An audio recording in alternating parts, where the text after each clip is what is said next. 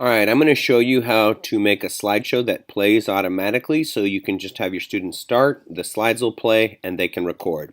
So what I've done is I've gone to Google Slides, and I've simply typed all my words in here that I want to use. These are the fried site words, it's the 10.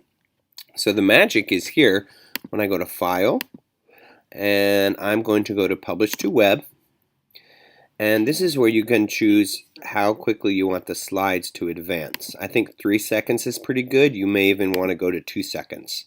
Things you can choose if you want to restart the slideshow after the last slide, or you want to start the slideshow as soon as it plays. I don't like to start it as soon as it plays because I want the students to have a second to hit record on Screencastify. So I may want to restart it in case I want them to record it more than once. And then I go ahead and hit publish.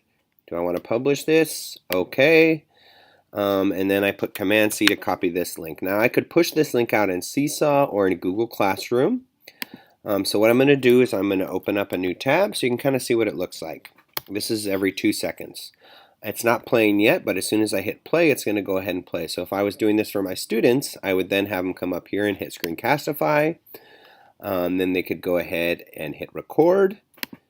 It's going to give a 3, 2, 1 countdown. 2, and then I can go ahead and hit play, and then they cycle through, and so then you can have the students say the, of, and, a, to, in, is, you, that, it, and then they can just go ahead and stop the screen recording on Screencastify.